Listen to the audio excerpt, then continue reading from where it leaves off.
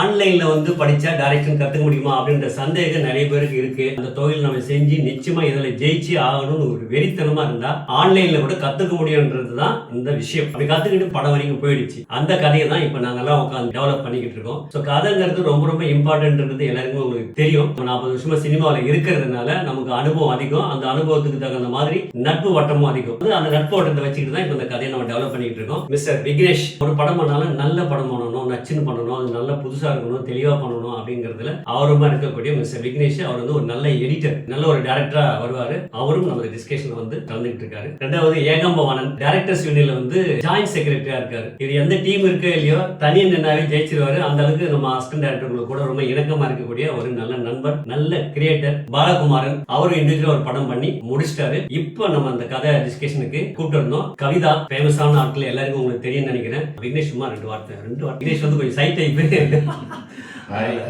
ஒரு படத்துக்கு வந்து அஸ்திவாரம்னு நம்ம சொன்னோம்னா அது கண்டிப்பா வந்து ஸ்கிரிப்ட் தான். எந்த ஸ்கிரிப்ட் நல்லா இருக்கோ அதான் ஜெயிக்கும். ஸ்கிரிப்ட்ல நீங்க ஸ்ட்ராங்கா இருந்தீங்கன்னா யாராலும் உங்களை வந்து ஒன்றும் அசைக்க முடியாது. நீங்க கண்டிப்பா வாழ்க்கையில வந்து ஜெயிக்கலாம். வணக்கம், என் பேர் பாலகுமார். சார் சொன்ன மாதிரி நான் படம் பண்ணியிருக்கேன். இப்போ ஒரு படத்தை தேட்டரை விட்டு நம்ம பார்த்துட்டு வரோம். ரஜினி சார் படமே பார்த்துட்டு வரோம்னா வெளியே வந்தாலும் ஃபர்ஸ்ட் கொஸ்டின் என்ன, கதை சூப்பரா இருக்கு, கதை சுமாரா இருக்கு, இதுதான் ஃபர்ஸ்ட் பாயிண்டா இருக்கும். ஸோ அதுக்கு வந்து 2 விஷயம் பண்ணணும்னு நான் நினைக்கிறேன். ஒன்று வந்து ஸ்கிரிப்டுக்கு நம்ம டைம் ஸ்பெண்ட் பண்ணணும், மணியும் ஸ்பெண்ட் பண்ணணும். இது வந்து நிறைய பேர் பண்ண மாட்டாங்க. ஸோ கண்டென்ட் தான் கிங்கு. கண்டென்ட்டுக்கு டைமும் மணியும் ஸ்பெண்ட் பண்ணுங்க. ஓகே, அவருடைய அனுபவத்தை சொன்னாரு. நீங்க சொல்லுங்க கவிதா, என்ன சொல்லணும்னு நினைக்கிறீங்க? ஹாய், எல்லாரும் எப்படி இருக்கீங்க? நல்லா இருக்கீங்களா?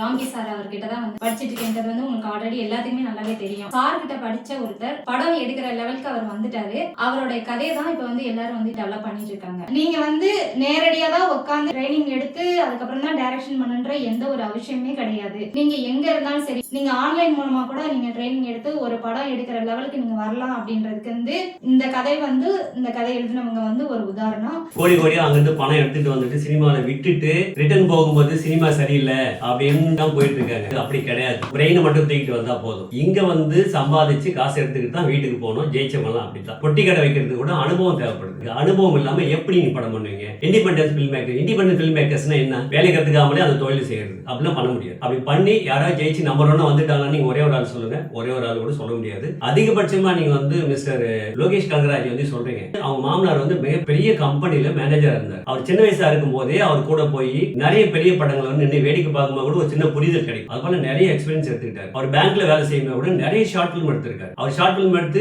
பிரேம்ல கொண்டு வராத ஷார்ட் பிலிம் நிறைய இருக்கு. அவரோட எக்ஸ்பீரியன்ஸ் எடுத்துக்கிட்டு தான் வந்தார். எந்த வேலையுமே கத்துக்காம லோகேஷ் கனகராஜ் பெரிய டைரக்டர் ஆயிட்டாருன்னு சொல்லி இன்ஸ்டியூட்டுக்கு பேசுற பசங்களே என்கிட்ட பேசும்போது எனக்கு தெரிய வந்தது அது தப்பு. தொழிலை கத்துக்காம உங்களால படம் பண்ணவே முடியாது. இது ஆணித்தரமா சொல்றேன். இவ்வளவு எக்ஸ்பீரியன்ஸ்ல இருக்க நானே இந்த கதைக்கு வந்து இன்னும் எக்ஸ்பீரியன்ஸ் தேவை, இன்னும் நல்லா பண்ணணும்னு தான் இவ்வளவு இருக்கிற வேல்யூபிளான ஆட்களை கூப்பிட்டு வச்சு நான் இதை பண்றேன். எங்களுக்கே தேவைப்படுது. நீங்க ஒரு ஷார்ட் பிலிம் எடுத்து நீங்க யூடியூப்ல போட்டுக்கலாம், அது பிரச்சனை இல்லை. இல்ல எனக்கு கதை எழுத்து தெரியும், எங்கிட்ட பணம் இருக்குன்னா நீங்க சினிமா எடுத்துக்கலாம். வியாபார சினிமா நிச்சயமா எடுக்க முடியாது. வியாபார சினிமா கோடம்பாக்கத்துல வந்து தான் அனுபவப்பட்டவங்கிட்ட கத்துக்க முடியும். நீங்க வந்து எங்கேயோ படம் எடுத்துட்டீங்க, காசு இருக்கு, கதை பண்ணிட்டீங்க, படம் எடுத்துட்டீங்க, கடைசி அந்த படத்தை எங்க கொண்டு வருவீங்க?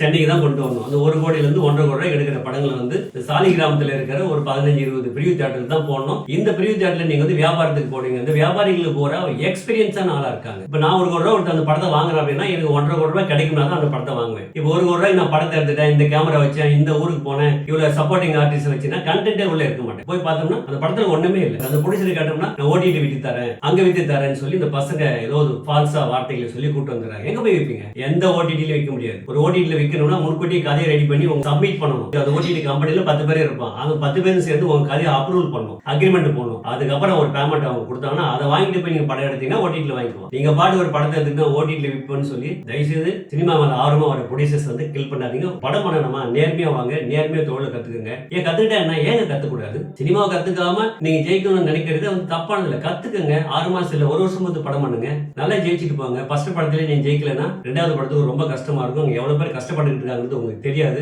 தயவுசெய்து வந்து ஒரு டைரக்டர் நல்லா ஒர்க் பண்ணுங்க. 2 வருஷம் 3 வருஷம் 4 வருஷம் ஒர்க் பண்ணுங்க. நல்ல எக்ஸ்பீரியன்ஸ் எடுத்துக்கிட்டு ஃபர்ஸ்ட் படத்திலே கோல் அடிச்சுங்க. அதாவது அனுபவப்பட்டவங்க நடத்த இன்ஸ்டியூட்டுக்கு வாங்க, கத்துக்குங்க. படம் எடுத்துட்டு நான் 50 நாள் 100 நாள் எடுத்துட்டு எடிட்டிங்ல போய் கட் பண்ணி தூக்கி எல்லாம் போடக்கூடாது. பெரிய படங்கள் வேணா அப்படி பண்ணுவோம், சின்ன படங்கள் அப்படி பண்ணக்கூடாது. எடுக்கிற கண்டென்ட் மேக்ஸிமம் நம்ம யூஸ் பண்ணிக்கிற மாதிரி கிரிப்பா கதை பண்ணி கிரிப்பா நீங்க எடுத்துட்டீங்கன்னா 2 கோடி ரூபாய் பட்ஜெட் 1 கோடி ரூபாய் எடுக்க முடியும். இது போல நிறைய விஷயங்களை வந்து இப்படி ரூமுக்குள்ள தான் நடக்கணும். நிறைய பேர் கேமரா வச்சுட்டு நான் அங்க போய் பாத்துக்கிறேன் அப்படின்னு போயிட்டீங்க அப்படின்னா அங்க போய் ஒண்ணு கூட பாத்துக்க முடியாது. அப்புறம் அங்க போய் அரைகுறையா எடுத்துட்டு நான் டப்பிங்ல பாத்துக்கிறேன் எங்கேயுமே பார்க்க முடியாது. இப்படி 4 சோத்துக்குள்ள இங்க உட்காந்து பேசுறதுல இதுதான் சினிமா. இங்க தான் எல்லாமே இருக்காது. 100 கோடி படமோ 10 லட்ச ரூபாய் படமோ இங்க உட்காந்து பேசி இங்க என்ன ஃபைனல்ஸ் பண்றீங்களோ அந்த படத்தோட தலையெழுத்து இங்க தான். தயவு செய்து சினிமாவுக்கு வரலன்னா பிரச்சனை இல்லை, உங்க தொழில் பாருங்க. வரணும்னு நினைச்சீங்கன்னா ப்ராப்பரா வந்து தொழிலை கத்துக்குங்க.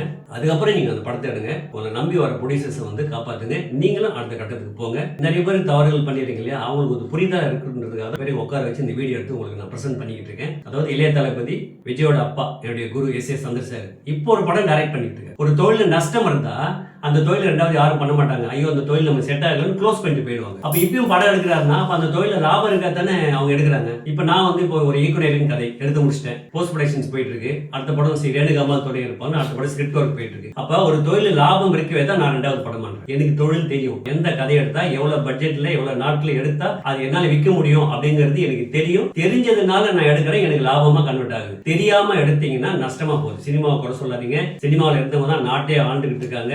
சினிமா பயங்கர பவர்ஃபுல் மீடியா, மாஸ். ஒரு 1000 கோடி 2000 கோடி வச்சுக்கிற கார்பரேட் ஆளுங்களை கூட யாருக்குமே தெரியாது. ஆனா ஒரே ஒரு படம் நீங்க டைரக்ட் பண்ணி ஜெயிச்சிட்டீங்கன்னா அடுத்த நாள் உங்க முன்னாடி 100 கேமரா நிக்குது. உலகத்து அளவு உங்களை கூட்டிட்டு போகுது இல்ல. இது வந்து நீங்க வந்து இன்வெஸ்ட்மெண்ட் என்ன கத்துக்கிறதா, இவங்க தான் சினிமாவுக்குள்ள வரணும், இவங்களாம் வரக்கூடாது அப்படின்னு எந்த கண்டிஷன்ஸுமே கிடையாது. யார் வேணாலும் வரலாம், யார் வேணாலும் ஜெயிக்கலாம். அதனால வாங்க, முறையா கத்துக்குங்க. எதிர்காலத்துல ஒரு டைரக்டரா வாங்க. நிறைய பேருக்கு நீங்க வாய்ப்பு கொடுத்து நிறைய பேர் உருவாக்குங்க. பை.